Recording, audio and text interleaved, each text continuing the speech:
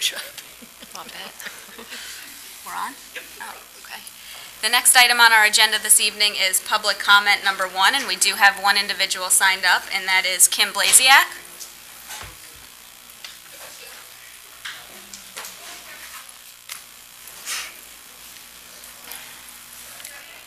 Hi, Kim Blasiak, President of the Guilderland Special Education PTSA. I'm here on behalf of our executive committee. We, first of all, would like to invite all of you to our charter meeting, which is this Thursday, the 25th at 7 p.m. at Farnsworth Middle, where we officially become our own unit, our own PTA for the community. Also, we would like to take up the offer that was mentioned at the last Board of Ed meeting, having a meeting with our exec board, with the Board of Ed, and with the administrators to make sure that we're all on the same page, that there are no half-truths or anything going around, that we know what to expect, that we can see what we can do to help, just so we're all on the same page. And finally, I would like to ask all of you to officially become a charter member of our new PTSA, which will cover ages 3 through 21 in the entire Guilderland community, and we're very, very excited. So thank you. Thank you. And the next item on our agenda is a program report related to STEM. Damien?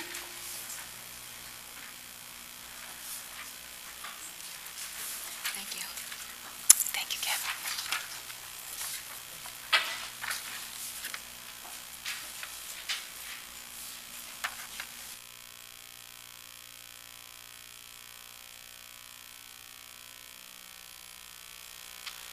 All right, well, clearly we cleared the room, so that was great, but I won't take it personally. This is a STEM update per request from the board earlier in the school year, and I'm going to be joined this evening by Mike Piscatelli, who's our high school administrator, instructional administrator for math, science, technology, and Bev Bisnet-Jenks, who's the middle school instructional administrator for math, science, technology. We will try to be brief tonight. We know this has been a very busy night, so we'll probably move through this as quickly as we possibly can. I will remind you that we gave a presentation back about this time last year, in 2016, a pretty in-depth science program evaluation, so I have the link on the presentation if you'd like to go back and look at student achievement data and some more information related to STEM. We had a great introduction this evening with Dr. Fierro and his students from Farnsworth Middle School. I think it really set the stage for what we're going to discuss with you this evening. So I have some late-breaking news as well, which was added over the weekend because it occurred over the weekend. So this was not in the presentation that was shared with you on Friday. A couple of very, very great accomplishments from some of our students. We had 6 GHS students from our E=MC² inquiry program who competed in the 2nd annual STEM Expo. That's hosted at South Colony High School, and they competed in the senior division. The 6 students were Silma Suba, the study on the perception of dreams and the impact on waking hours. Sagar Kumar, whose study was using music to explain Galilean relativity, general and special relativity. Fabronia Mansour, who studied how an impulse travels through the brain and the connections that make it so. Emily Laparco, her project was self-made robots featuring Charlie, who she built herself. Julia Liu, how color impacts mood in painting. Priyan Patharana, whose study was personalizing medicine through nanotechnology. And I'm thrilled to announce that Fabronia took first place in this competition and was awarded a $500 prize. So congratulations to her.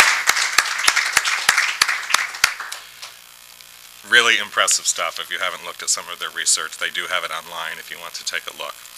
Secondly, we received this email over the weekend, and this was from Nicole Dixon, who's a New York State master teacher and is also the 6 through 12 science curriculum ambassador for the Intel International Science and Engineering Fair that was held in Los Angeles, California. So I'll just quickly read this to you. She said, "I was a teacher chaperone with the official party of this year's Intel ISEF. We had the honor and pleasure of having one of your students, Ved Kumar, with us. The prestigious Intel International Science and Engineering Fair was held in Los Angeles, California. There were over 1,770 students from 78 countries around the world. He competed in the category of robotics with his project entitled Vision-Based Robot Intelligence. He created a robot with the ability to visually recognize patterns. This research has never been done before. Hopefully, this technology will be developed to assist handicapped people and for other robotic applications such as military, etc. Please join me in commending Ved for his commitment to science excellence. We have invited him to present at our symposium in Greenwich, New York on June 8th at 7 p.m. And they've extended an invitation to Guilderland administrators, and I would extend that to all of you as Board of Education members, and they would love to have us there. So again, a phenomenal accomplishment by Ved, very much an indication of the learning that takes place at Guilderland High School and K through 12 in our district. So let's just talk about some terminology and what STEM, and you often hear the term STEAM, actually mean. And STEM is the acronym for Science, Technology, Engineering, and Mathematics. STEAM denotes the inclusion of the arts, so you will often hear the term STEAM, and we use it at the high school as well. Arts programs very often demonstrate the infusion of math and/or science concepts and principles. In Guilderland, our STEM education program includes opportunities for career pathways, including biotechnology, health sciences, including physical therapy and nursing, clean energy, engineering, and computer sciences. So STEM is often based on a very rigorous curriculum, one with ample opportunity for exploration and inquiry. In the elementary grades, we strive to create student interest in mathematics and science by building a foundation for the middle school and the high school and beyond. We often integrate hands-on, real-world learning tasks. I think you saw a great example this evening from Farnsworth Middle School, coupled with academic theory that helps students master rigorous math and science concepts. Why is it important? Why has it become such a term that we hear very often today in education? Well, in addition to fostering in-depth knowledge of math and science, a STEM education increases achievement by equipping students with really universal skills, critical and analytical thinking skills, proficiency in problem solving, high-level communication abilities, project management experience, teamwork and leadership skills. STEM also enables students to earn high wages in high-demand occupations, and it encourages self-sufficiency and financial independence. So here are some statistics from the U.S. Bureau of Labor Statistics. By 2018, America will be short 1 million nurses, 200,000 doctors, and 400,000 engineers. Over the past 10 years, growth in STEM jobs was 3 times as fast as growth in non-STEM jobs. STEM occupations were projected to grow by 17% between 2008 and 2018, compared to 9.8% for non-STEM occupations. STEM workers command higher wages. They earn 26% more than non-STEM counterparts. As we shared back in the spring of last year, our elementary science program is largely based around a research-based program that was developed at the Smithsonian. It's called Science and Technology for Children. I have current in there because there is a lot looming, and I will describe and share that with you a little bit later in the world of science. We have program modules that provide a balance of hands-on inquiry and contextually relevant informational texts, and I would add technology in there as well. Our grade 5 science program begins the introduction to the intermediate MST standards, and it focuses solely on the study of the human body. We also have many supplementary resources available to enhance the use of nonfiction and informational texts. And a partnership that has been taking place for the past couple of years, again shared with you last spring, is an ongoing study of research of inquiry-based instruction at Guilderland Elementary School that's taking place with the University at Albany. So I'd like to turn it over to Bev Bisnet-Jenks, and she'll share with you a bit about Farnsworth. Good evening.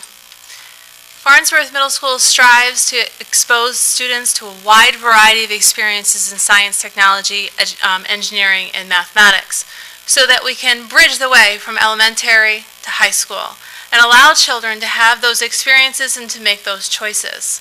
You should know that our curriculum is aligned with the New York State Learning Standards for Math, Science, and Technology. We value an integrated approach in each discipline.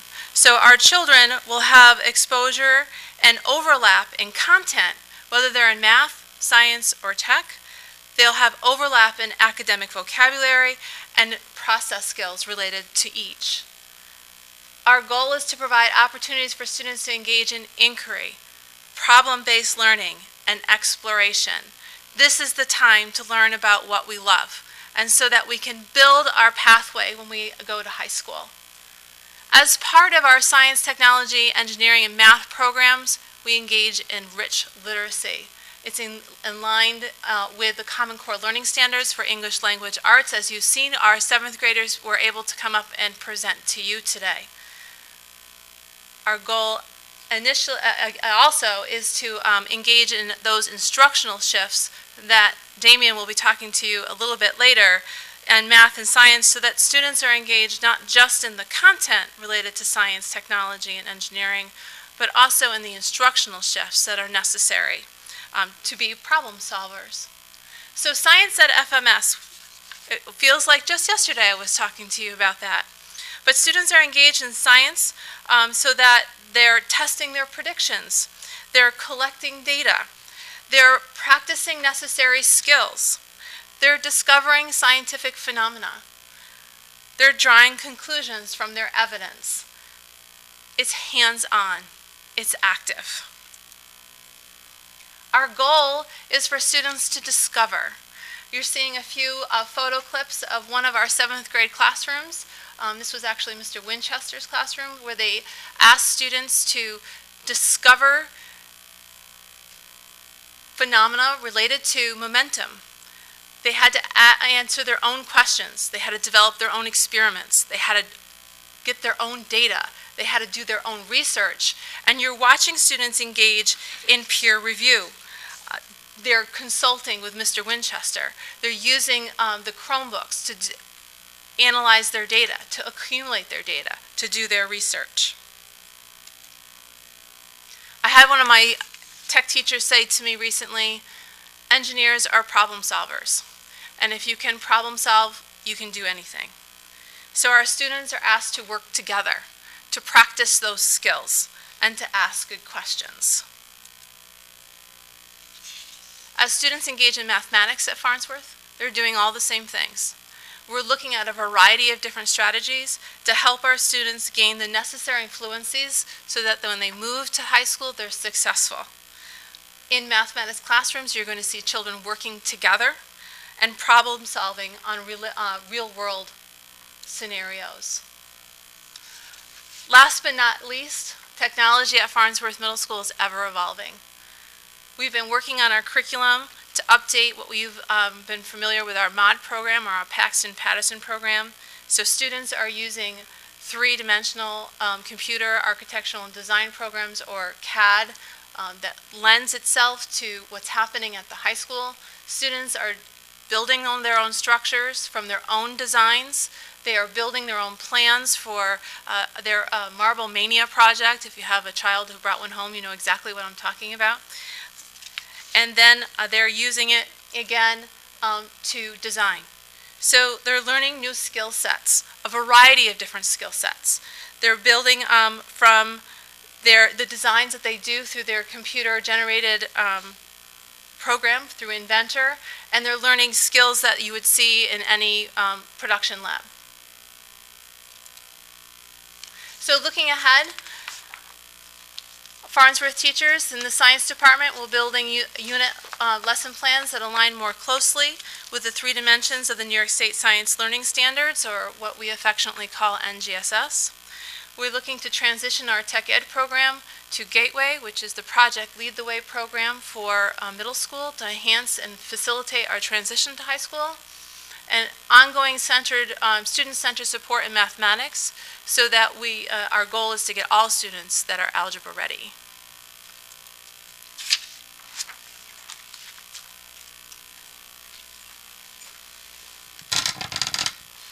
Good evening, everyone. Over the last couple of years, we talked about the idea of the STEAM Academy, and this school year was kind of the start of the implementation of that idea. And looking forward to next school year, I feel like this idea is really coming to fruition because we're really on the doorstep of a full implementation of what the idea started with. Just to review about what the idea of this was from the beginning was, we really targeted 3 areas that we thought would be of interest to students, and that was based on the programs that students were pursuing outside of school in their college programs and jobs they were looking at down the road. So the 3 areas that we really focused on was the medical field, computer programming and the computer science field, and engineering. One of the things we really want students to do is to have the opportunity to dive into these careers and these career pathways in STEAM. And really, this is the time to explore the idea. If you want to be a nurse, what better place to try out and really learn what it means to be a nurse while you're in high school before you make the decision of what you're going to choose as your career path. So that was one of the things. And we wanted to make sure it was very hands-on and very project-based. And also, I do want to call attention to the 3rd bullet there.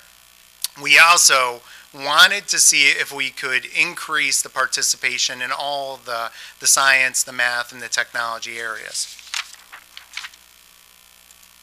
Now, one of the changes we made for next year, we made it this year for next year, is a change to science. But it's very important that I highlight this now. It was a little bit of a risk, but the idea was currently every science class meets 3 out of every 4 days.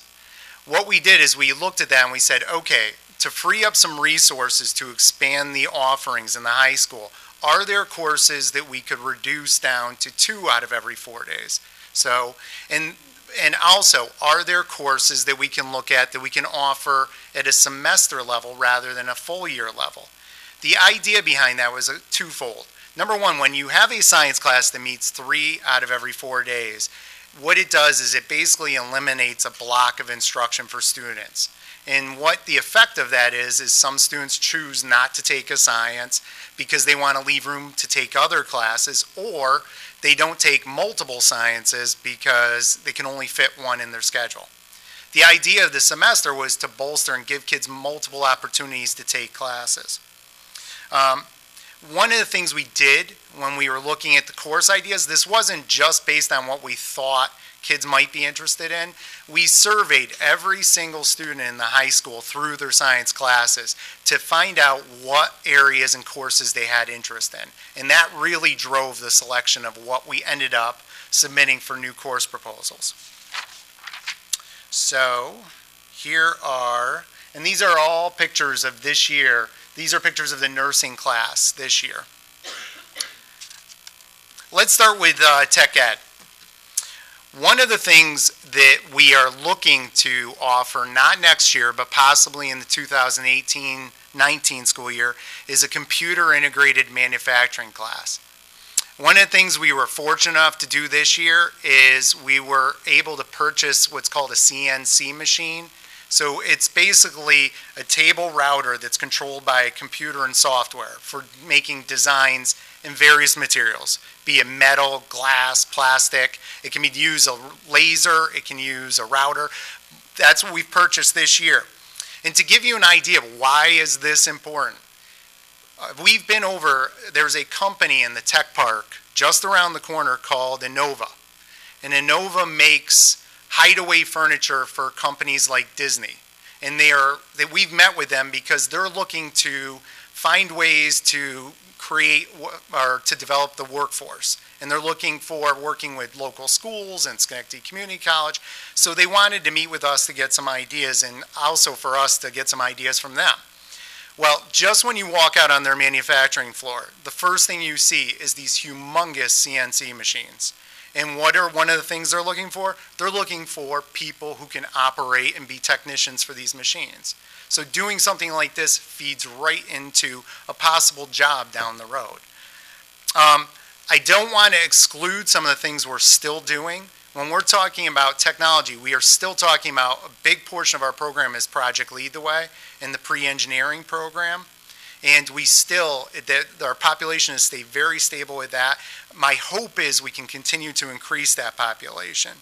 And also, one of the things we already did a presentation about, but also is the application of engineering, is the VEX Robotics Club. We doubled the population this year. Working with Dr. Singleton, it looks like we're going to be able to form 2 robots next year, which means we have the opportunity to increase the participation even more so next year. And I think things like that are really prime areas to get kids interested in engineering and so forth. Okay, high school math. This year, we implemented a computer science principles class and a mobile application design class. The computer science principles class is just like it sounds. It's to expose students what computing is. What is a computing language? How do computers work? Mobile application design is about designing apps for smartphones. Next year, we're going to be offering more sections of computer programming Java to get more kids with the basic knowledge in programming. And we're also going to introduce an introduction to game design class. High school science this year was nursing and physical therapy. We've been very lucky. The instructor, Ms. McCluskey, who teaches the nursing class, is a nurse, a practicing nurse. Mr. Rahman, who does the physical therapy class, was an athletic trainer for years. So we've got 2 people on staff that really are experts in these areas. Going forward, we've got a plethora of new courses, and this leads into the changes we made that I described earlier. We are going to offer a clean energy technology class, pharmaceutical science, biotechnology. The nanotechnology courses are more in the engineering realm. They're material sciences classes. The first class is an introduction to material science. The second class gets into nanomaterials and how they are formed and how they differ, how they can be changed molecularly. And that is a college and a high school program, both of those classes. Looking ahead, we are looking to expand and continue to look for areas that students are interested in. And again, we're going to do something similar again this year. You know, we wanted to offer a meteorology class this year. We did not have the student interest to run it, but we're going to explore other areas and see if there are other concept areas that students are interested in, career paths that they're interested in. We are also continuing to look at, is there ways we can do university in the high school or college in the high school through these programs? And lastly, and I think this is almost the most important thing, is there opportunities where we can provide students experiences in the field, doing field work, doing a job shadow, doing an internship? We are working with Innova right now to possibly set something up for that next year. Before I get into or pass over to Dr. Singleton, though, I do want to provide a little bit of data, because our schedule for next year is set now. We're not talking hypothetical anymore. The kids have signed up for classes. They are scheduled in the classes. So we have some real data to look at. Did these changes get more students involved in math and science? Well, I can tell you the answer is yes. We have 70 more students signed up to take math next year than we do this year. And in science, we have 260 more students signed up to take science than we did this year. Now, again, that doesn't mean that it's 260 new students, but it means that we have more students taking science, and it also means we've got more students taking multiple science courses. So I just thought it would be interesting to pass that along.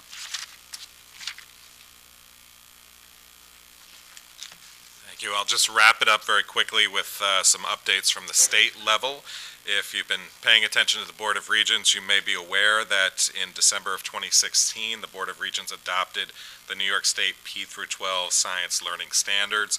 And as Bev mentioned previously, these are largely based on the Next Generation Science Standards and a framework for K through 12 science education, which was developed in 2012. These are part of a statewide strategic plan for science, and these are both linked if you want to take a look at them. Our science cabinet has been actively reviewing the new standards, and we are in the process of developing an implementation plan which will begin to phase in the coming school year. And we are also anticipating new Regents testing programs as well as new Regents testing formats. So there is a lot taking place in science across the state and driven largely by the Board of Regents and the State Education Department. I don't have a problem saying I think it's overdue. The science standards are quite old. They have not been touched or revised in literally decades. So I think it is time. But it's a lot of work ahead of us. There's no doubt about that as well. So with that, we're open to any questions. Seema? I guess with the learning standards and the STEAM Academy course offerings, do you guys anticipate like supports that you'd need in the next few years, like other kinds of things like PD or? I think the first thing we need is clarification from the state on exactly the timeline for the implementation of the standards. And right now, that implementation plan is still being formulated. So it's very difficult to make concrete plans. I think Bev and I both talked about possibly looking at doing crosswalks between our current standards and the next gen standards to see where there's similarities, and those might be areas where we can focus on the approach to those standards and how we can do it differently so that we are building more engineering design into our lessons and our units and more building in those cross-cutting concepts, and also focused on process more rather than necessarily the content. What about for the STEAM Academy, like some of the new courses that you're looking? I will say this, the district's been super supportive of what we have been trying to do.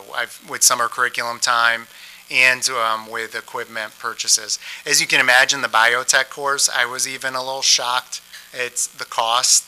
But one of the things we did to try to mitigate that a little bit is Regeneron. We're lucky enough that one of our science teachers, her husband, is an executive at Regeneron. And we asked if there was anything from them that they could donate to us. And they provided us some materials that helped offset some of the implementation costs. Thank you. Alan? I guess I'd ask, have we thought about, I know you're partnering with Renova, how about GE, one of the leaders in technology? Do we have any opportunity to partner with them? Because they're global and they're cutting edge on a lot of things. Not at this time. There's no formal partnership with GE.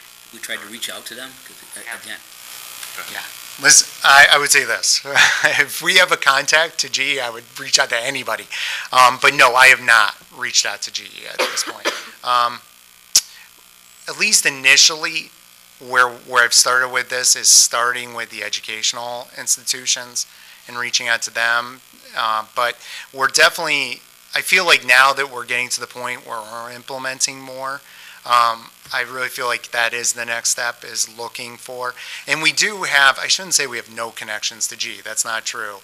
One of our technology teachers has some friends, because again, he's very involved with the FIRST robotics competitions, which is very much affiliated with GE, and we do have some connections there that we might be able to tap into. the nursing and stuff like that we're doing, are we partnering with BOCES? Because again, I would think that we'd be competing with them because they offer a nursing program over there. I wouldn't say we're necessarily competing with them. Right now, our courses aren't leading to any kind of certifications. Okay. But, you know, I think, again, I'll go back to what I said before, is I'm hoping that we're helping students make informed decisions. And so our exposure to that nursing class, especially with Ms. McCluskey, really gives them a firsthand experience of what nursing is like. And because Ms. McCluskey works actively in Albany Med, we've been able to provide some experiences to the students there as well. Okay, thanks. No, I just was kind of curious because again, I know they offer a whole plethora of things over at BOCES, and I was just wondering if we have any opportunity to maybe leverage off of some of the things that they do, so that it would be give them more exposure to like what that would be like if they were to choose that or pursue that as a career. That's all. Any other questions or comments? Okay, thank you very much for the presentation. Great. Thank you.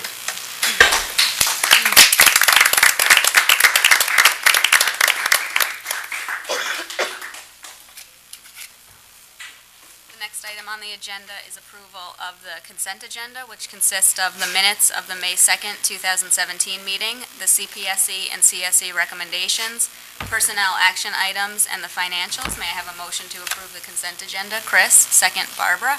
Are there any questions or comments? Just like to make some, Alan? I'd like to make some comments. When I look through the financial statements, I hope when we do the results in September and October, because I noticed looking through the spending report where we have about a $4 million surplus when it comes to spending and about $160,000 in revenue. So I hope we have good explanations as to like what's causing that, so we can better understand that when you go to develop next year's budget, because last year we had about a $2 million surplus, and it looks like we almost doubled it from last year. So that'll be my only comments. Okay, thank you. Anyone else? Okay, all those in favor?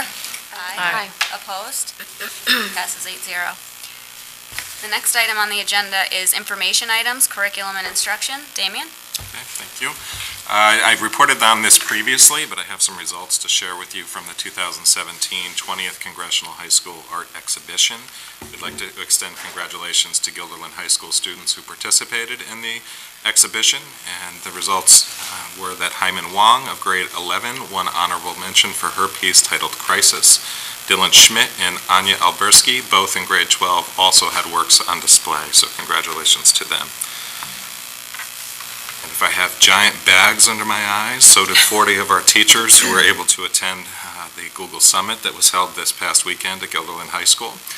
This was our third annual Capital Region Google Summit. We had close to 300 educators in attendance, including 40 teachers and leaders from Guilderland.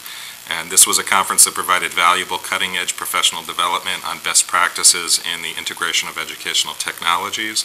We had a fantastic cast of nationally recognized experts who presented alongside many of our local presenters, many of whom were Guilderland educators. And we are already planning next year's summit, so we are looking forward to another great event. And yeah, it was wonderful. It was really a good weekend. Thank you, Damien. The next item is superintendent information. Murray? Before I begin that, I just want to recognize Damien Singleton for his work on the Google Summit. He gives credit to everybody else, but it was his brainchild, and he is the engine behind it, and it is an extraordinary experience. The comments that I've heard from our staff who were able to go really describe it as transformative, so thank you, Damien, for being our engine of innovation. Thank you. My first item, I'd like to thank our community for its overwhelming support of our budget that went before the voters last week. I'd like to also congratulate 3 successful candidates who have been elected to our Board of Education, Judy Slack, Christopher McManus, who are incumbents, and newcomer Timothy Horan.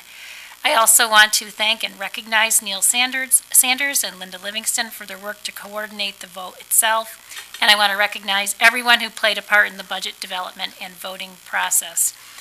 It's a tremendous amount of work. We have it in process for really months on end, so it is truly gratifying when our community comes out so overwhelmingly to support our work. So we believe this is the highest passing record that we have on record, going back to at least to 1984, with 74.8% of our community voting yes on the budget. So thank you again to everyone who helps support that work. Also, the district conducted an exit survey during our annual school budget vote. The purpose was to collect demographic data about who voted on the budget and information about why voters voted the way they did. Those results will be available in a few weeks and will be posted to our district's website when they are available. And I just want to thank our Capital Region BOCES Communications Service and the communications specialists assigned to us, Aubrey Kamler, for all of their work in this effort. It really is a team effort, and we appreciate all that comes from that. I liked the SNNs that she was putting out, 3 days until the vote, and they were nice. It was a good new thing. Very clever. Very clever, yes. My next item is to recognize 2 board members. This is the evening of recognition. I'm pleased to report that both Judy Slack and Barbara Frederico are being recognized by the New York State School Boards Association for their time and effort devoted to participation in board development programs offered through NYSBA. NISBA's recognition program has 4 achievement levels. Members qualify for points by participating in NISBA development activities, including the annual convention, legal conferences, regional workshops, and so on. So Barbara is being recognized for achieving a level 3, the Board Master Award. And Barbara, we have gifts. We have for you a portfolio and a certificate. Sure. Is that based on the number of policy meetings, or? NISBA heard about it, Chris.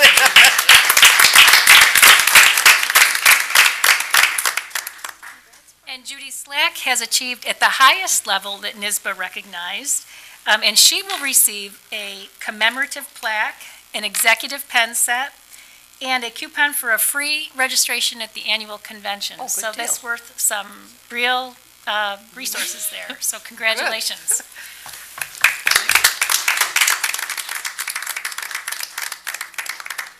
Very nice. Thank you.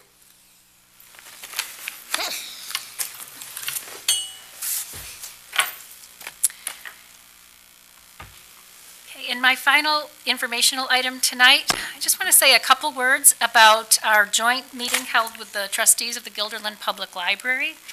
We met back on April 25th, and the 2 main agenda items discussed that evening included the Crossgates Hotel IDA, and secondly, the possibility of coordinated capital projects in the future. First part of the meeting, Neil provided a summary of the district's efforts to that date concerning the Crossgates Hotel IDA proposal. And Tim Wiles gave a summary of recent past coordinated capital work with the GCSD. We also noted the continuing good relationship between the Guilderland School District librarians and the Guilderland Public Library librarians, and the many kind of organic collaborations we have with art shows and concerts and this wonderful partnership. But it was a good meeting, and if there are any board members who were at that meeting who want to add any detail, I welcome that. Okay, thank you. That's all I have. Great. Okay, the next item on the agenda is board president information, and tonight we have 3 items. The first is related to the Board of Education student awards and other end-of-year ceremonies. So each year, the Board of Education members participate in the end of the year program and presentation of certificates and recognize students at the elementary, middle, and high school levels. And the schedule has been provided to us, so if anyone would take a look through it and let us know of any changes or confirm that this is correct when you get a chance, that would be great. And the next item relates to the date of the annual organizational meeting. As it stands now, Wednesday, July 5th at 7 p.m. in the LGI of Guilderland High School is the scheduled annual organizational meeting date. Does everyone have that down? It's on the calendar, too.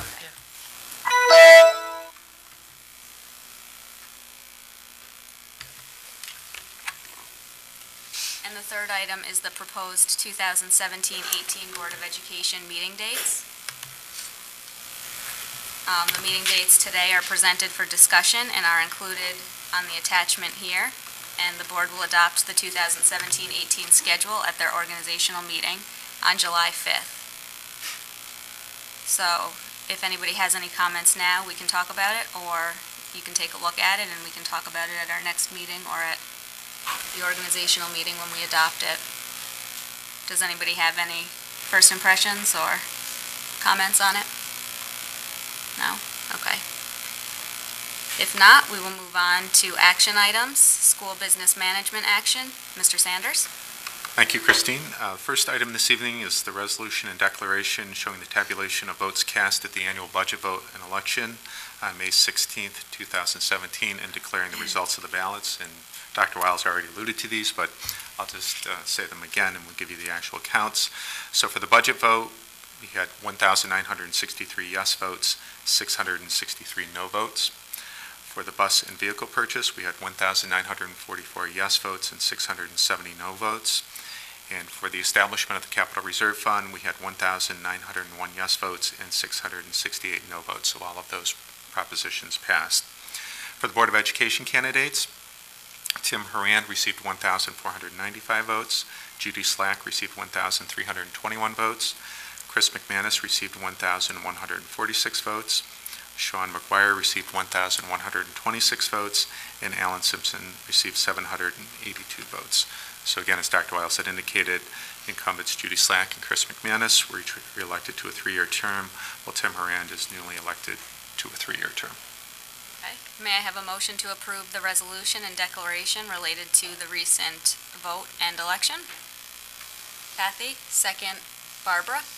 Any questions or comments? I have a couple comments. Sure, Alan? Based upon what we heard about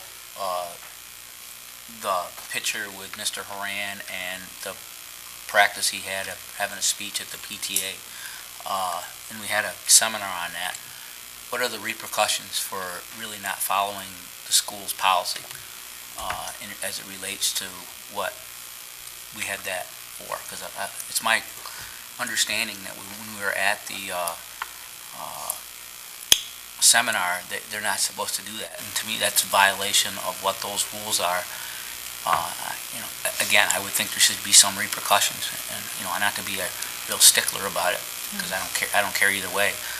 But personally, I would say that he should be disqualified from being on the Board of Education for not following the rules. That would be my comments on that. I think the Communications Committee has met and discussed this, and SEMA will read a statement on behalf of the committee during program reports, but SEMA, if you'd like to read that statement now. Oh, sure. Let me pull it up. 1 second. It's the minutes from there. The committee discussed 3 election concerns that were reported to the board and the district. These concerns included the following. Number 1, a violation of board policy, that is a candidate campaigning at a PTA meeting. Number 2, GTA letter placed in faculty mailboxes advocating for one candidate. And number 3, a photo taken at Pine Bush the day of the election, which showed teachers advocating for one candidate.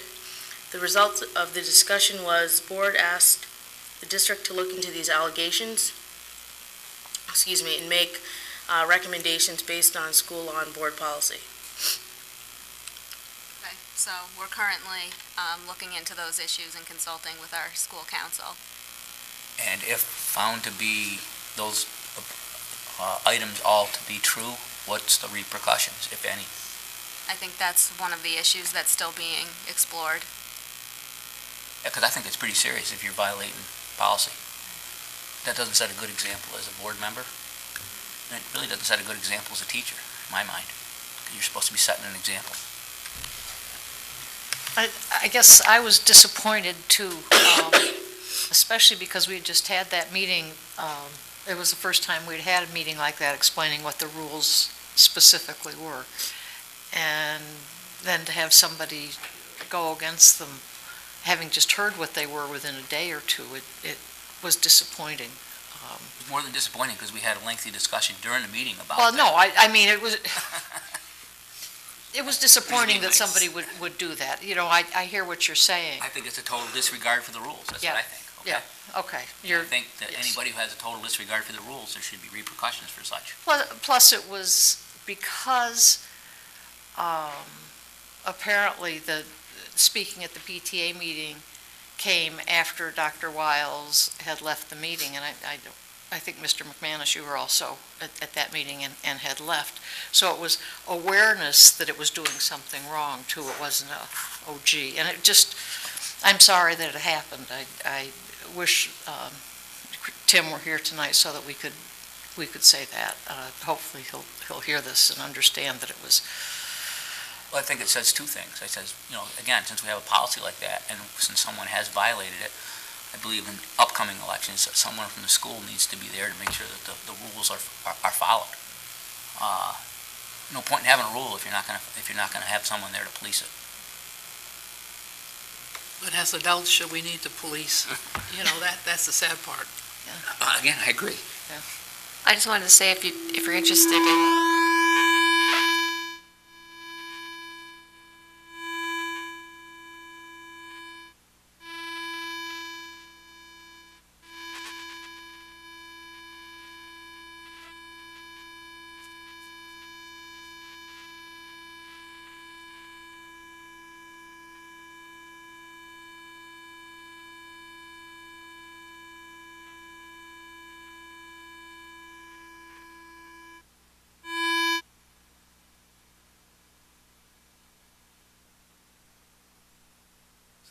Okay. I'm guessing Mr. Maycock will be down here momentarily. I was going to say, I thought we should just, the meeting would have to be over now. Can't hear. No, I was just going to say that if you're interested in reading like commissioners' decisions, they're online.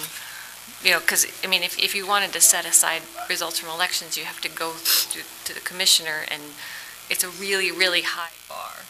I mean, it's not like something that just happens because a school board policy was violated. So, I mean, I think that's something that, kind of maybe something for the policy committee to review our policies and make sure that they're clear. I mean, I don't know. I mean, I'm not sure what exact policy. I think the policy is pretty clear. I think what's really not clear, okay, in my opinion, is that if it takes such a high bar to have a repercussion for violating the policy, there's really no discouragement to adhere to the policy. Well, it takes a high bar to actually nullify the result of an election. Because, I mean, which makes sense. I mean, no, I'm not disagreeing with that. I mean, this body doesn't do it. I mean, I'm not even suggesting. All I'm really suggesting is, like anytime you sit down and you play any game, you want to know what the rules of the game are. And then people that want to violate the rules, I personally don't like to play with people that violate the rules. I consider that to be cheating, and I don't play with cheaters. Okay? That's the way I look at it. So we have referred this to our school attorney. Are there any other comments on this? And I would just make one quick comment, and I'll wait to pass judgment on the other three pieces after the attorney looks at it. But the only thing I would say is also, I mean, I read that GTA letter, and to me, Tim was running a positive campaign, and I don't know why the letter would not talk about his accomplishments and what he wanted to do with the board going forward. I thought the letter was very negative, and I know the people in the GTA, and I was surprised that they would write a letter like that. I don't think people voted for Tim to set the record straight. I think based on what I heard from Meet the Candidates, I think he has a lot to offer for this board, and that's what he was sharing. And I was just surprised that the letter did not discuss that aspect and decided to go a lower direction, in my opinion. But on the other pieces, I think we have to wait for the council to talk about it. but it was the union that did the letter, right? Right. It wasn't Mr. Harian. No, I just said I would like to hear what Tim's reaction to that letter is, because in my opinion, when I was impressed at Meet the Candidates, I thought he spoke in a positive way and explained what he was going to offer the district. And I was surprised that when the union who's supporting him wrote a letter that they did not highlight the positive natures that he brought up. Instead, they went a different direction. And I was disappointed in that avenue. You can campaign however you want, and others can campaign for you how they want. But I don't think that was necessary.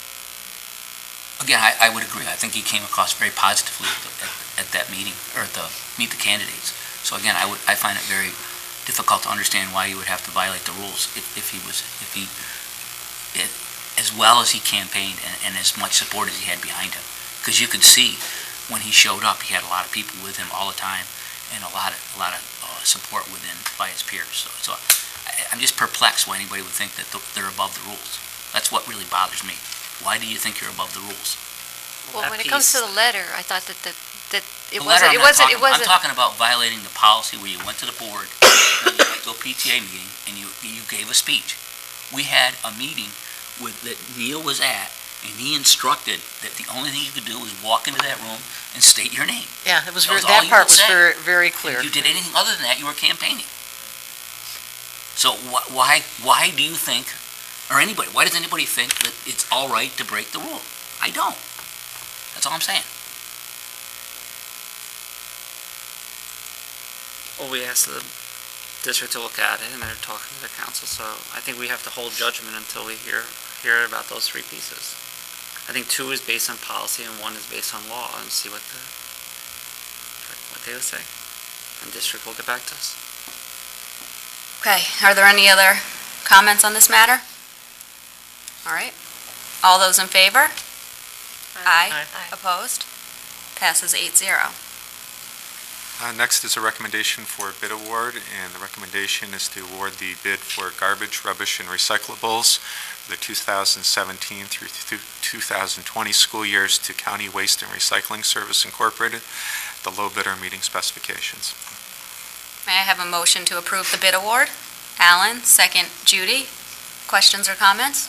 I just have a question.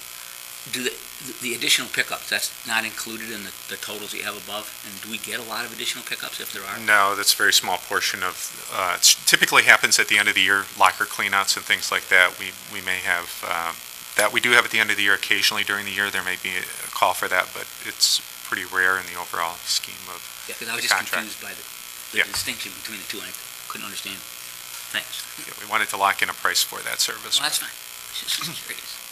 Any other questions? Okay, all those in favor? Aye. Opposed? All right.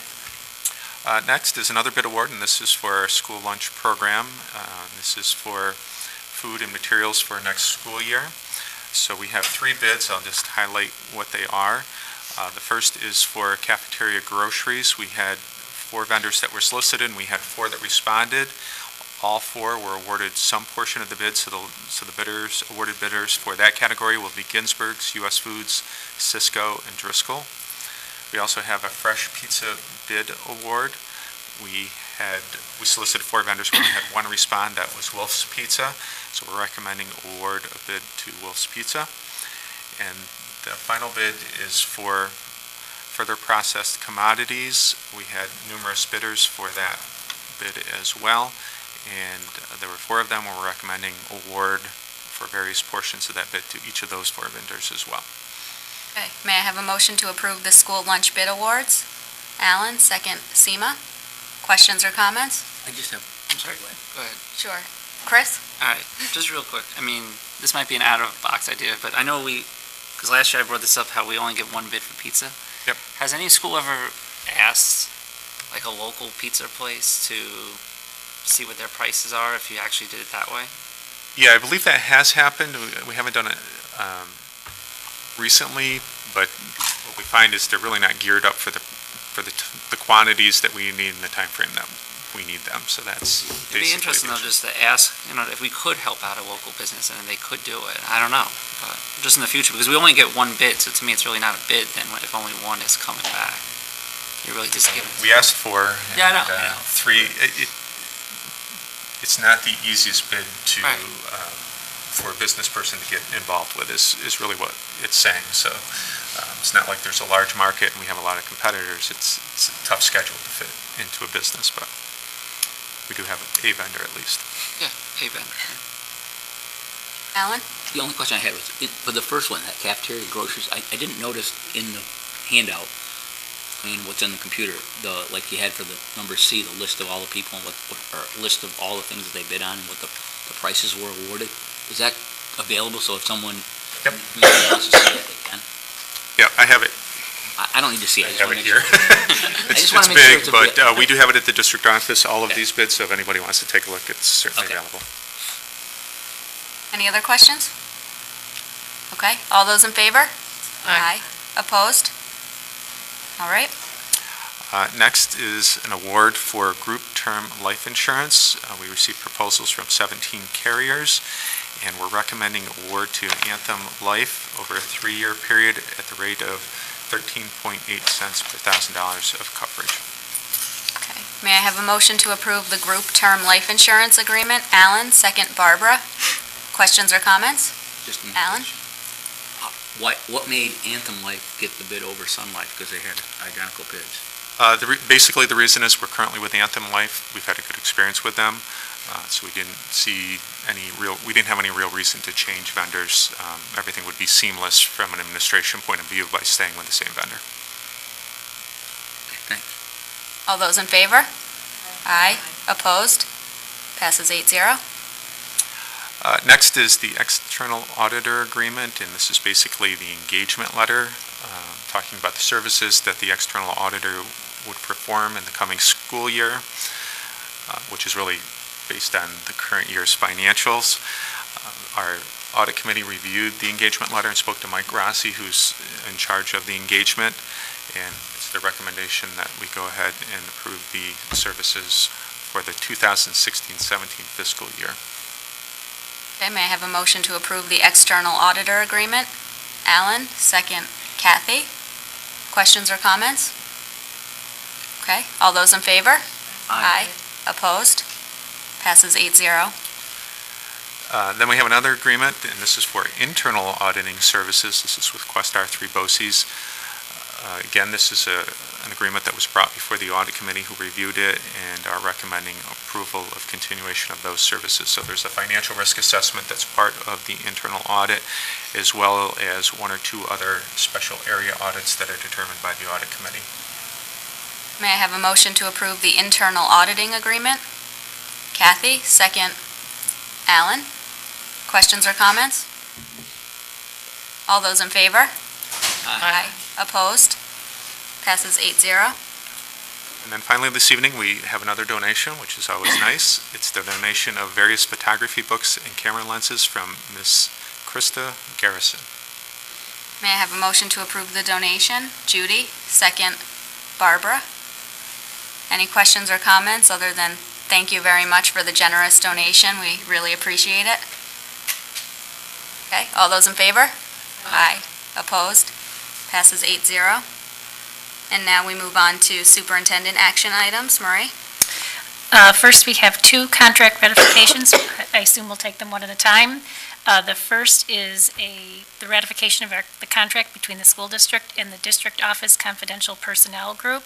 And this is for an agreement that would begin on July 1st, 2017 through June 30th, 2020. And the terms and conditions are as we discussed last time we were together. Okay, may I have a motion to approve the contract ratification for the Guilderland District Office confidential personnel? Judy, second Kathy. Questions or comments? Okay, all those in favor? Aye. Opposed? Passes 8-0. Thank you.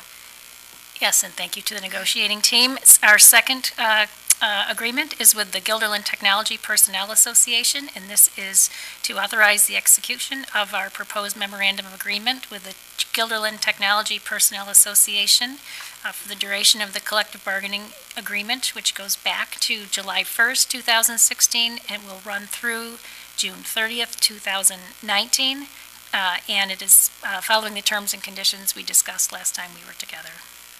Okay, may I have a motion to approve the contract ratification for the Guilderland Technology Personnel Association? Seema, second Barbara. Any questions or comments? Again, thank you to the negotiation team. All those in favor? Aye. Opposed? Passes 8-0. Thank you all. My next item is the approval of a memorandum of agreement between the Guilderland Central School District, the Guilderland Principals Association, and High School Principal Thomas Ludzik, and that is dated May 24th, 2017, relative to his proposed retirement and health insurance, as we discussed last time we were together. Okay, may I have a motion to approve the memorandum of agreement? Chris, second Teresa. Questions or comments? Okay, all those in favor? Aye. Opposed? Passes 7-1. And next, we move on to board president action items. This evening, we have several policies for adoption. We talked about these, I believe, at the last meeting. Barbara, did you want to make a few comments before we, no? Okay. Haven't heard from anybody. Can I have a motion to approve the Board of Education policies? Barbara, second Seema. Any questions or comments? All those in favor? Aye. Opposed? And we combined a policy, I know that. I know Barb was not. Thank you. Okay, now we will move on to board committee reports. Board committee reports, I see we have here, it says a class rank discussion. The policy committee met last night with a representative group from the high school cabinet, and they presented some information about the potential of eliminating rank at the high school. Barbara, I don't know if you wanted to hit the highlights of that? The kids did a phenomenal job. They've done some research. They basically feel that by eliminating class rank, as Niskayuna has done, as Bethlehem has done, and a number of others, that it will induce kids to take stronger courses, a stronger course load.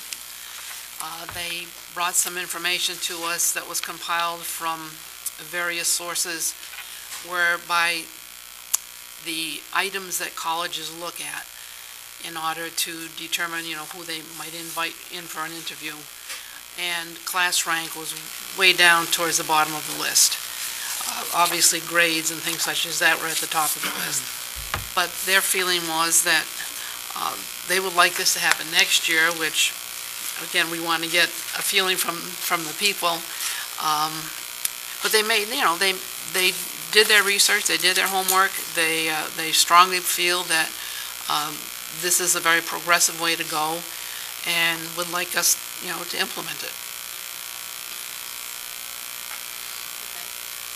And what was the committee's feeling? Well, we were sort of split. And so, being split, we wanted to get more feedback from our fellow members to see, do we pursue this any further? I mean, the kids did some yeoman work on it and are passionate about it. There was a counselor there, parents were involved. Some of our concerns were the current junior class, which will soon be the senior class, has been living under the guise that there is going to be a class rank for them come next year. And perhaps pulling it out from under them immediately, next year, may be sort of shocking to a lot of people. And so, we bounced around the idea, if we think this is a good idea, maybe, we could introduce it, say, with the incoming 9th grade class, or even maybe with the 10th grade class. But, and others, felt that these other school districts that have done this and what the colleges seem to be looking for doesn't include class rank. And the other thing that the counselor pointed out is that if a school does not include class rank on the transcript, it sort of makes the reviewer look a little bit further as to the quality of the courses, perhaps quality of their extracurricular activities, rather than just saying, oh, they're not in the top 10% or not top 20%, we'll just tuck them out. And as was pointed out, you can have a small graduating class and, maybe you have all 90s. But compare that to now a child that's in a class of 500 that has a 90 average, and, you're not really comparing apples to apples. So what they're recommending is that this sheet that I think all of you have, that instead of submitting class rank, we would submit something like this, sort of a profile. And on that, there would be a GPA distribution. Now, they're not, at this point, requesting the elimination of GPAs or anything. So you still would have the people sitting on stage that are 95 and plus. They recognize that when we take it out to the 4th decimal, that, if you're that one last person who isn't going to get on the stage, it's sort of heartbreaking, but you have to have a cutoff somewhere. So I think pretty much that summarized it. And Seema, did I miss anything? No, I mean, I think the students did a great job presenting. I just wanted to add, I'm in support of the policy they're proposing. And I think one example that they gave that I thought was very clear was, so if you have maybe a student who has an average of like a 91 or 92, and like Barb was saying, like a large class, and your rank is like 182. So, in colleges looking through the pile of materials they have, they could quickly look at rank and eliminate somebody based on just a number. So I just felt like the benefit of not having that rank there outweighs, maybe them getting eliminated in a review. And also, the students talked a lot about like having, they felt like they would be more free to like take a more challenging course instead of like, I guess, padding, maybe, taking a lower course for them because they wanted the higher GPA and higher rank. And so, I don't know. It wouldn't affect the GPA, right? Well, their grade would affect the GPA, but I think It's weighted, that's weighted. Yeah. unweighted. Oh, It's a weighted okay. version. Yeah. So they, maybe they would think about taking an AP course, that they would maybe not consider, if they had rank in there. And I felt like because it was coming from the students, I know it was just two students who presented, but I'm in support of it. The only thing I would, I guess, be cautious about is the communication piece, about how, if we went forward with that, the change would be presented to parents, and like Barb said, if people are expecting that, there would, have to be maybe a good report of why this change occurred and how it came about. Yeah, the only thing I would say, I mean, I didn't really have that much of an opinion. I think if, either way, I was fine with it, but, the one thing I know is that sometimes when the board makes a tough decision, we make it one way, and then a few people come, and then we sort of have another meeting, and then we change our minds, and sometimes we change it back. So, instead of doing that, like, there are teachers that don't agree with this approach, and there's obviously some students too, so I think that we just have to make sure that we get everyone's voice, we hear those voices, and then we make a determination. The only other two comments I was going to say is, one of the reasons this got brought up is one of the grades in high school is very competitive. I've heard this from teachers as well. I personally think that even when you just do GPA, they're still going to be very competitive. Instead of being on class rank, they'll be competitive on the GPA. But, and the last point I would just say is, I think that this brought up a good discussion. I know Voorheesville had it and other schools have had it on grade inflation. And, if everyone gets an award and there's now over 50 people that sit on the stage, then, does that really become special anymore? And do you really then say, okay, instead of saying, before maybe it was like 10 kids sit on the stage, and you continue to go down this road, and everyone gets above a 90, then what is happening over the whole process? And I think that's a discussion that schools across the country are going to have, and I know schools here are having it. This is a ranking, I mean, is that the same, are these the same discussions? Well, I think the reason why, I know when I was playing devil's advocate yesterday on the discussion on this, is that the reason why you do have class rank is, like for me, if I see someone that got a 90, to me that's great. But then when you look at this, and you look at the class rank, I think, what was it, 182 out of 419. That's what your rank would be. So, that just shows you how Guilderland students are above that 90 average. So even though to me that is amazing, this would tell you, well, it's not really amazing because there's 100, there's all these students that are above that. So I think that's why some people use that, because of the grade inflation. But I think the counter argument which they brought up is, when you eliminate this, and this is what Bethlehem and Ms. Cuna were saying, is that it forces them to look at more information about the student than just looking at the class rank.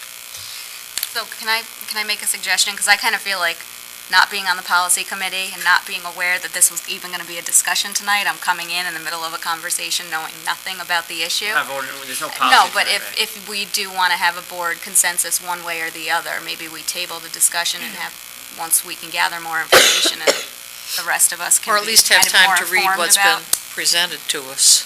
Yeah, outside of that, this is the That's why committee report. they had a policy change. That's why we didn't present that tonight. We just wanted to first, have you think about just their presentation, and that's all we were doing, is just Okay. explaining. That was the reason for bringing everybody to the board, is what you're trying to ask. The only comment or question I would have, unfortunately, I wasn't able to make the meeting last night, but I do remember from the meeting before. The email we got about, I think it was Boston Spa, that was the high school of high schools, so to speak. What do? Do they rank their classes or not? Are they part of the Niskayuna Bethlehem group, or are we doing the same thing we do, which has the strength schedule?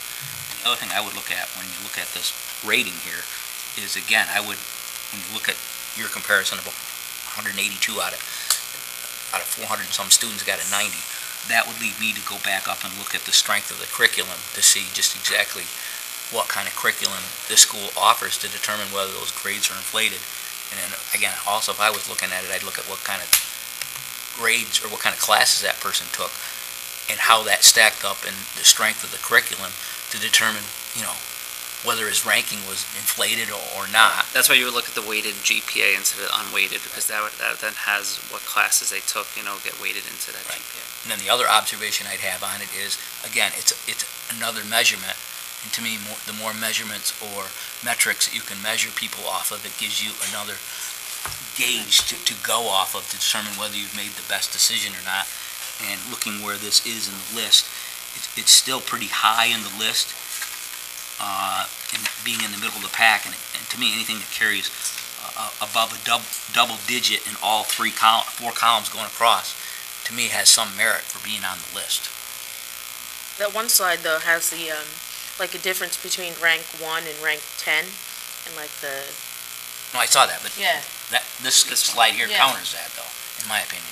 Right, I mean, but there's a whole, I guess, plethora of information that the college would have to look at. Correct. And they would still have the transcript in, they would, be forced to look at the curriculum that the student took and the weighted GPA, so... And like Barb made a very good point last night, is that the two schools that battle for 1 and 2 usually in the rankings is Bethlehem and Niskayuna, and they both, took it out, so that, obviously that hasn't hurt their kids attending. It hasn't, but I would counter with, are they in the elite class at Boston Spa is by having that recognition? 1 and 2, I don't know. Just Thank throw you that for out that. there. Barbara, do you want to continue with the We policy? can find that out, sure.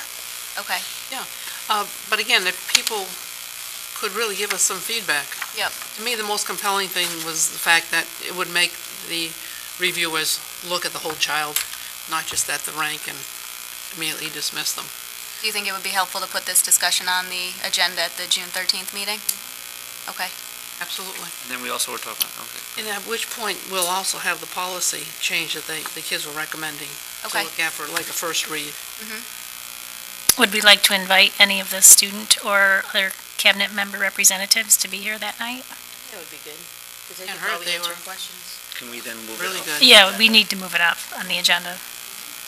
And then we were also talking about the kindergarten as well, right? Oh, yeah. Yeah, we had, can we go to the second issue now? Sure. Yep. We also are looking for some serious feedback on the early entrance on the kindergarten situation. Again, that would be a change, but before we start the ball rolling, one way or the other, is there any, you've now had a couple of weeks to think about it, what are your thoughts as individuals? Should we allow a child who seems to be very gifted and passes all kinds of rigor, that I think you all had copies of the Shen policy, the opportunity to apply, within a certain time frame, or do we just stick with the old ways that we've always been doing things? Seema? I mean, I'm in favor of looking at it and coming up with a policy. I'm not saying that the Shen one's like the best one, but I think Dr. Wiles looked and that was maybe the only one in the area that had like a thorough policy, so maybe we could use that if we go forward as a guide, but, obviously come up with our own policy. I'm in favor of looking at it, and I think I said it before, having like the arbitrary date, there's just so many factors that could impact, why that might be a good decision for that particular student. And it, I don't know, again, if we follow Shen's policy or not, but if it's something rigorous enough, I don't think anybody would just come and kind of be, lax about just saying, oh, I want to see if my kid can enter. Because it looks like there'd be a bunch of things they would have to do beforehand. So we had the one request to this year. How often do we get requests? Well, we had one this year and none since I've been here before that. Can't remember the last time we've had one, honestly. I think the reason may be, though, is because we've always been very strict about December 1st. It's not like we've been flexible. And Well, so I think people understand that. The other thing we want to do is just look at the research on the longer-term impact, when we haven't done that yet. Can I just ask how that date ever Oh, it's been forever. Bureaucracy. But it's not every school district has that date. It's arbitrary, it seems Yeah. like one Right. district does one, another Right. doesn't. Like, how does December 1st ever, I mean, to me, December 1st sounds like a funny date. It's not the end of the year, it's not... Barb has a funny story about those two schools across the street, right? Well, one in Massachusetts and one in Connecticut, just separated by less than a mile, have different starting dates. I mean, I I guess I could understand it if it was like a December 31st, the end of the year, or if it was the beginning of a school year, we just said September 1st. I just think December 1 is just strange. Remember, it's not a starting date, though. And It's- that's what it's- I mean, the end, that's what I mean. I mean the start of a school year, that's what I meant to say. But the December 1st isn't the end of a year, it's not, it's just an arbitrary, weird date to have as a cutoff for a child to enter. Well, maybe when we go through the research, we'll get some insight into the significance of December 1st, because it's a widespread choice. So we'll do some more homework in that. Well, one of the negatives that I think you brought up is that, what happens to this child as they advance in age? They're now a year or two ahead of their peers educationally, but socially, are they going to be okay when their friends are starting to drive and they still have 2 years to go? How is that going to impact it? I don't know if there's any research out there that's going to sort of lead us one way or the other, but it can't hurt to look, but That's when I always bring up consistency, right? So we allow a 15-year-old, I believe, just is going to college, right? So we do allow that. So, there are things we allow already. And even though the research is that it's not good to hold a child back, early on, parents still can do that, and we don't say anything. So, to me, I don't know, we say no to this, but we're okay. We have to say yes to those others. Well, and just a personal anecdote, I have a sister, and I think she's very smart. She's older than I am. Her birthday was the last day, she was the youngest person in her class. And she always did really well in school, and she always hated it because she had to work so hard to keep up with everybody else. And that's just it's just a personal thing, but I've always thought you're probably better off, waiting a little bit, because she was really unhappy about that. Still, she's an old lady now. So. But that's why, to me, and I don't know about the tests, I would trust Amy in what those tests really show, but that's why, to me, Shen was trying to say, okay, you can't not everyone can just go. Exactly. You have to show these different levels. And you don't know how it's going to affect a kid. Just like if you leave a kid back, you don't know. Right. Barbara, do you think it would also be helpful to engage the faculty and staff that works with kindergartners? That's what we wanted to do. If there was any feeling here that we may want to research, because obviously you get your principals involved, teachers who dealt with kids all their lives, and sort of get feedback from parents, from the community.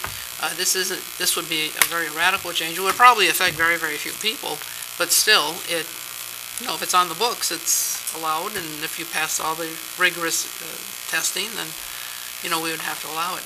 Stephen? No, I think Alan brought that up last meeting. The principal's views on that, and so that would be helpful in going forward with the decision, because, like you said, they would be the ones who are going to have to deal with it the most initially. But again, I think it might behoove us to know what the middle school and high school principal will think about it, because again, in the latter years when you've got a 14-year-old that's in the 10th grade and his classmates are driving and he or she is not, those are going to be issues that peer group is going to have to deal with. I think it's just more than starting kindergarten. I think it goes a long ways past kindergarten, and I think it requires thinking more than just about kindergarten.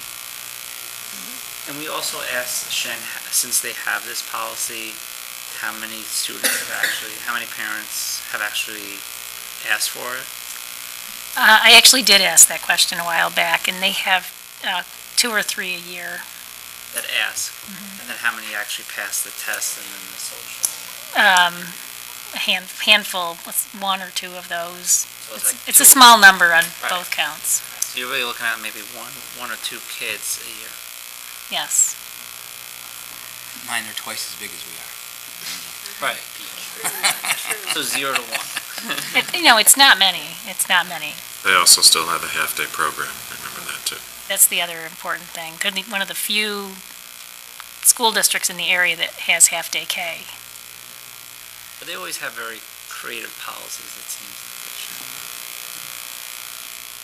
That's good to know they have a half-day program, because again, to me, I would think that would also play in the equation of what kind of rigor, a 4-year-old would be able to take or a young 4-year-old, I guess you say, because you could have a 4-year-old right now. It's November 30th birthday. I don't know, nowadays they're in school all day, but I mean, it'd be nice to, recognize, that they're an individual, so, every kid is not the same, so having a blanket policy, I think, doesn't really serve a purpose. Like, we talked about that there's maybe not that many that would challenge that or press it, so I don't see why we wouldn't do that if that's the best for that child. Barbara, anything else from policy? No, I think we'll just wait to hear from Maria and get the feedback that you have. That doesn't seem overwhelming one way or the other from us, so, and we're open, I think is what we're saying, Okay, looking at it. okay. And do you have any other meetings scheduled? Not yet. not this year. Not yet. Give her a few hours, she'll come up with something. We'll probably have one this summer. July, right? In July, right? Okay, thank you, Summer. Barbara. Audit? Audit, we met since the last meeting, and we had a couple things happen. We talked about the engagement letter, we talked about the Questar contracts, which we approved earlier. We talked about, the new consent agenda, the auditor reports, and then we have another meeting scheduled. Initially, I think it's May 30th. I think it's going to be rescheduled from what I can gather. And I think we're good for we're still May good for May 30th? Okay. 30th, I was 4 o'clock. confused by the emails that I was getting, Yes, whether I- it was changing or not. We're going to talk about some things at that meeting. Okay, thank you. Business practices, Gloria's not here. Do we have somebody else that wants to give the report? I think the report was done at the last meeting, if I remember right. So the next meeting's June 6th at 8:15 in the morning. Okay. And communications, Seema, I know you gave part of the report. Is there any more? Oh, no, sorry, that was it. Okay. Linda, do we have anybody signed up for public comment number 2? Okay. Next, we will move to board issues, ideas, and sharing. Anyone? Seema? I don't know, I'm sure this was discussed before I was on the board, but people have been talking about because last week there were two random days where we had like 100 degree temperatures, like Thursday, Friday or something, or Wednesday, Thursday, whatever days it were. But I guess there's some parts of, I think particularly like Farnsworth that are like really hot, and I don't know what we can do about that, or if there's a policy on, I'm not even sure, like, if there's a policy or law, what's supposed to be there. I don't know if that's something that we could just start looking into. Like I said, I'm sure this has been talked about before, but in just my observation, it seems like it's getting hotter earlier and hotter later, so it's probably an issue that we have to consider. It's not going away. Get the Farnsworth kids to do a Why plot. not? Study? Yeah. I think it was No, but like their line. Yeah, but then do what graphs. with that? To have them show that? Present that? Well, I think we talked about this, was it my first or second year where, like, high school gets very cold, right? And then there's people wearing winter hats and stuff like that because it's cold in the hallways and the hall monitors and stuff like that, so it is an issue that has been raised. Well, we do have a fresh air requirement in the winter, so that, by SED requirements, so we have to bring a certain amount of fresh air in, even on cold days, so that does make it feel colder at some points during the day, even when the heat is on. Air conditioning, we did do some work at Farnsworth as part of the recent construction project, where we did put it in the second floor of Seneca, so did add air conditioning there, but there's still a fair number of spaces throughout the district where there isn't air conditioning in classrooms. Which is good that we're sending more money to capital reserve too. So is it something that we're looking into, or?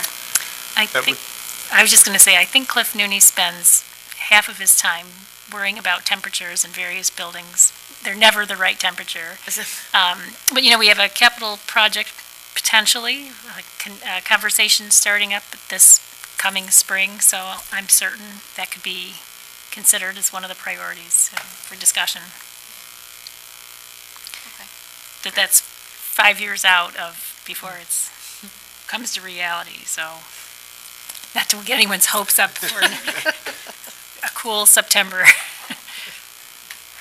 Neil, I'm sorry, you were going to say, No, just that there are classrooms that are air conditioned, there's classrooms that aren't, so, and I think we're not inconsistent with other school districts in the Northeast. When your kids get to college, you'll find that none of them have air conditioning either, a large group of colleges, so it's a challenge for everybody. Just, as we mentioned it during the committee reports, I know if Gloria was here, she would have brought it up, is, we were all looking at those like the handbook.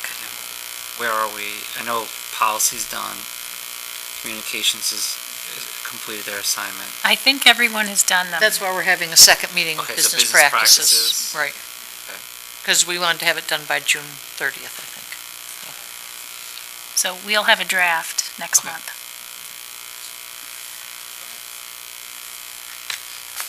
Okay, anyone else? Barbara? Just a quickie, I spent Saturday on one of the NISBA courses on mental health, and it was sort of eye-opening for me, because what intrigued me to go to the thing is, you consistently hear students turning to drugs, alcohol, the heroin epidemic, and the research that they presented was really, really fascinating. They call it adverse childhood experiences, and that's abuse, neglect, and household dysfunction. And there's a checklist of about 15 different questions that you can ask a student. And if there are even 3 or 4 of those indicators, the chances of that child having an adverse experience within the school district are phenomenal. And one of the things that they did point out was that children are very resilient. One of the presenters, came from an alcoholic dad and, a totally dysfunctional family, and he's presenting as a doctoral student, professor. And the other thing that they pointed out is that teachers live under what they call secondary traumatic stress, because they're dealing with these students. If something happens to them, that affects them as well. It affects everybody, in the community, the family. And what they were trying to do is to get school districts sort of aware that if it sort of goes back to what you said at the opening ceremonies, that if a child has a connection just with one person in a school district, that can turn that child's life around.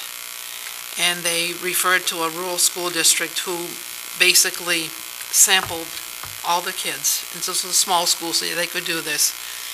And you would think in a small school, somebody would know a child. They found that 25% of the students, when they sent out the names to all the staff, custodians, nurses, everybody, nobody had a connection to the student. So then they, had volunteers, and people, stepped up and made connections to that child, so that it's not just a classroom situation, but it's just as you said, how's your day? How's your mom doing? I heard you have a new baby in the family or whatever. It's those kinds of connections that people make and people remember. And I guess as I was sitting there thinking, have we ever done anything like that to find out what kinds of connectivity we have here with our students and staff? Are there pockets of kids that nobody knows? And, they pointed out that, bus drivers, nurses, janitors, in one case, it was a janitor that turned the life around of a school board member that was there. And as I said, it's fascinating research, and I hope to distribute some of the stuff when they had a PowerPoint and they're supposedly going to send it to us. But it was just fascinating listening to all the different, school districts. There are many, many represented. Some of them have what they call cultural coaches.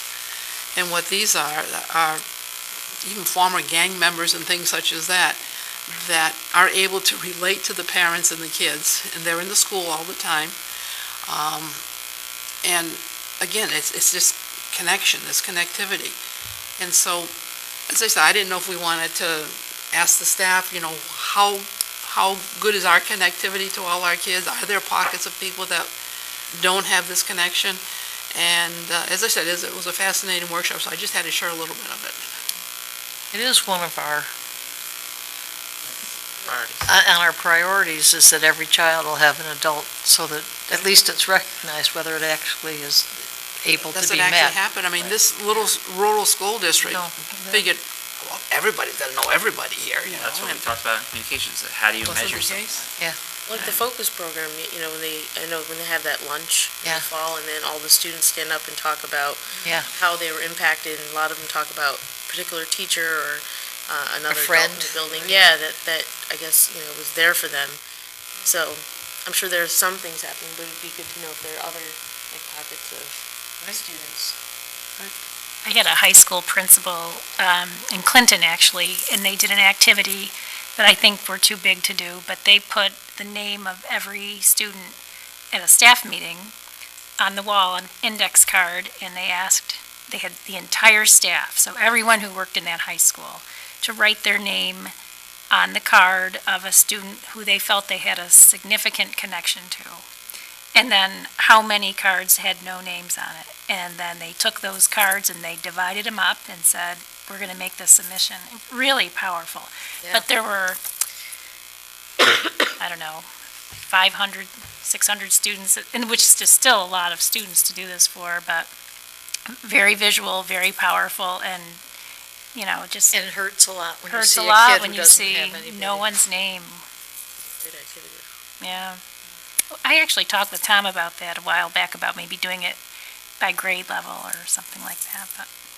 What another school district did is they gave each person, like, these stickums, and they listed all the kids around the room, and they asked them to put any connections that you have with any of these kids, sort of the same thing with the Yeah. cards. And again, it was astounding that there were definitely students that nobody knew, whatever. And the superintendent from North Colony was there, and he said something like, we have to move from a sickness and bad behavior model to an inquiry safety model.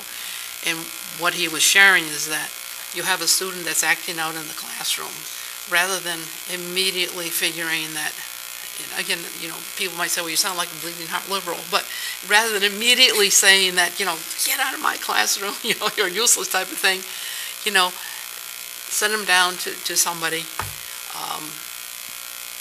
just give them a bagel, sit them down, what is causing this behavior? Now, you're not going to get, a true answer in some cases, but in other cases, that person might need somebody to talk to.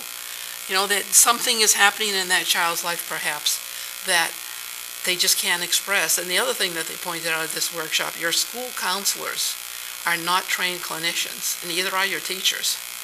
And yet, in a sense, they are expected to sort of carry the load, when something happens in their classrooms. And they also pointed out that there is such a lack of child psychiatrists in the whole country that if you have a child in crisis, it's very, very difficult to actually get help for that child. And they had no solutions to that, whatever. But my daughter, who happens to be a pediatrician, told me the same thing. She says, Mom, when you get these, there are no adolescent psychiatrists. And those that there are, 6 months out, what good is that going to do for a kid in crisis? It's really sad. Thank you, Barbara. Anything else? Okay. Go to the library and look at the art if you haven't been there. There's some wonderful, incredible art from our high school students. I want to make one comment. I know we talked about this in policy, I think a year or two ago, but I'm not sure what to do about it. But the rule is for backpack mail that, if it's not for profit, they can send backpack mail, and if it's for profit. But I think that especially for the summer months, people are trying to get their kids to go to their program. And for not-for-profit to be able to send home backpack mail while their competition can't, I just think there's something wrong with that. Just because it's a church, but they're going to have summer program versus a for-profit that is going to have summer camp. They can't do it, but one can. And I'm not sure what the right answer is. And I'm not sure when we do our website we can do something about that. But it just feels wrong to me that they're all competitors, they're all trying to get kids, and just to give one a competitive advantage, I don't know. Is it a policy or a law? It's policy. It's our policy. Oh, it's not a law. Okay. But I know, I could see you thinking, I don't know what to do. I know we You can talked about see this. it? I know, but, they are, there's like 9 or 10 businesses that do it, and just for 1 or 2 to be able to advertise every day through backpack mail, it feels like, doesn't seem like the right approach. Well, if we open up to for-profit, No, though, that's then the problem. everyone will be sending But backpack almost in a mail. way, if there is competition, and it's not like you're saying, for that type of thing to me is either you let them all do it or you don't let them do it, and do it through a website, which we were talking about, and then there's a link that you can advertise and say, here's a list of all the programs that are offering it, and then just not do it through backpack mail. I don't know, just seems like an unfair competitive advantage to me. As a business person. So noted. Now, with any kind of luck and technology takes over, we won't have to have backpacks, everybody will have computers. Yeah, true. Okay, so now we need a motion to go into executive session to discuss the employment history of a particular person and matters relating to job performance and possible discipline, and also to discuss issues relating to proposed litigation strategy with respect to a lawsuit. May I have a motion? Alan, second Seema. All those in favor? Aye. Opposed?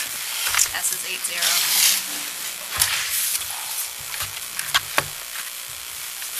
Oh, thanks. Oh, thanks, Chris. Welcome.